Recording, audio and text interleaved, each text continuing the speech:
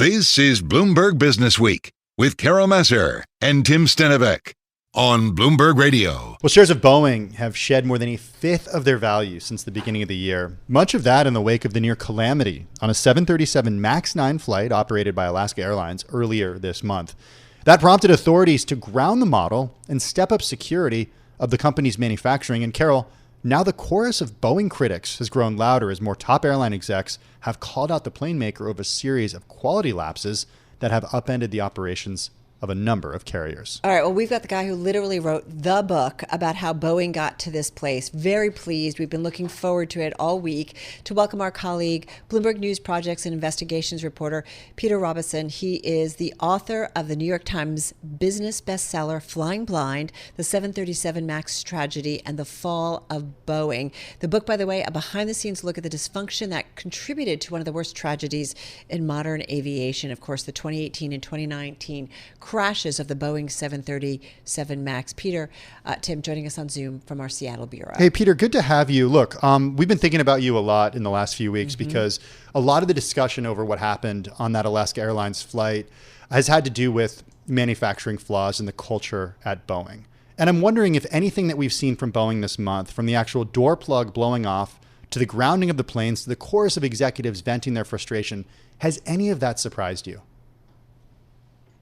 I think what happened didn't surprise me, and in my book I actually wondered what the prospects for Boeing would be if there were another MAX accident, because I wondered in the book if Boeing's reputation could survive it, and I think we're seeing the answer to that in real time. There's real disappointment and frustration that Boeing hasn't ironed these problems out, and I wrote in the book about how the culture had shifted over many years, and it had what happened after the crashes was that the management basically remained in place. Dave Calhoun, who'd been on the board since 2009, stayed in place. So what you're hearing from many people, from Wall Street, from Congress, from employees, is that there needs to be a true shakeup of the management ranks at Boeing.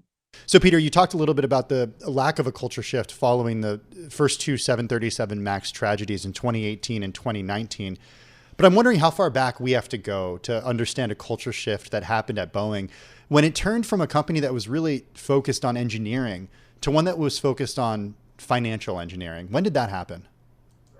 You have to go back a very long time, and it may seem like events from the late 90s and early 2000s cannot possibly be related to something happening now, but the aircraft business is such a long cycle business, and it takes so long for these aircraft to be developed and then produced. And what happened was that Boeing bought McDonnell Douglas, which was really the also-ran in commercial aircraft production. And many of the McDonnell Douglas executives came into high ranks at Boeing, and that included Harry Stonecipher, who'd been an executive at General Electric and was really a disciple of Jack Welch, and took the approach that what matters is return on net assets, what matters is the balance sheet. And Stonecipher was actually one of the main proponents of selling off what was then called Boeing Wichita, which makes the fuselage for the 737. And the reason was that it would lower Boeing's costs. And at the time, there were many people warning Boeing that you would lose control of your production system, that you needed to have insight into what was happening at the very lowest levels of the production system. And it appears that what those people had worried about has now come to fruition, because the problems on this MAX plane were apparently, if a whistleblower who wrote on an aviation website what happened, it appears to be poor work by the supplier in the now independent company in Wichita, and rework at Boeing, and miscommunication. And Boeing lost control of its production system as it tried to sell it off and save costs. Well, it's like a shark circling the waters, the bloody waters, those being the ones that Boeing is swimming in. And, we had a headline today about Airbus looking to persuade customers to return some aircraft delivery slots that it could then hand over to United. and they're basically going out, all out for the rare chance to snatch a marquee order away from Boeing. Like, it's getting nasty. So what does Boeing need to do? Does it need to be nationalized? I don't know. How are you looking at it? I think bringing in a management team that truly puts safety and quality first, was raised with that approach. Maybe they do need to bring in a team from an entirely different company that can look at things with fresh eyes, because the team at Boeing, although it has talked a very good game since the ouster of former CEO Dennis Muhlenberg, is a team that traditionally had put schedule first, and as the attention shifted away from Boeing, again, that emphasis on schedule first came to the fore at Boeing. Peter, what about making sure an engineer is an executive at the company, is a CEO of the company? We have had this moment where the last few CEOs have had backgrounds that have not been engineering backgrounds. And I mean, this place used to be the gold standard when it came to American aviation, when it came to American ingenuity, when it came to American engineering. There's certainly been a brain drain. We've reported on that in the past few years out of Boeing. But what's the importance of having the person at the helm being an engineer? Well, ironically, Dennis Muhlenberg was an engineer and was proved unable to communicate to the public what Boeing was doing.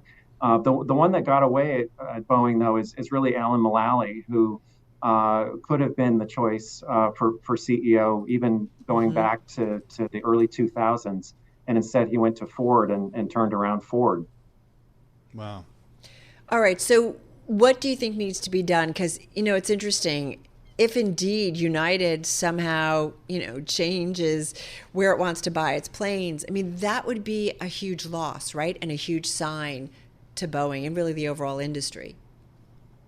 It would. Boeing is hanging on to its now 40% share of the narrow body market, and that's a complete turnaround from when I started covering Boeing in the late 90s, and it was an icon. It could seemingly do no wrong. It had 60% of the narrow body market, and it gradually sort of followed the same path as McDonnell Douglas, and that path was failing to invest in new aircraft, in modern technology.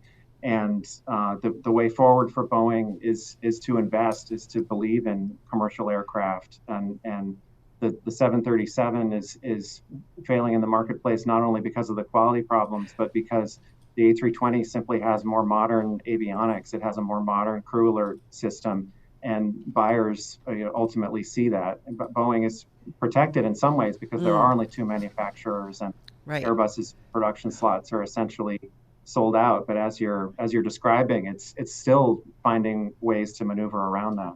Peter, going back to what I asked is, does Boeing need to be nationalized? Because it is the largest exporter, right, for the United States. This is an important company. Huge defense contractor.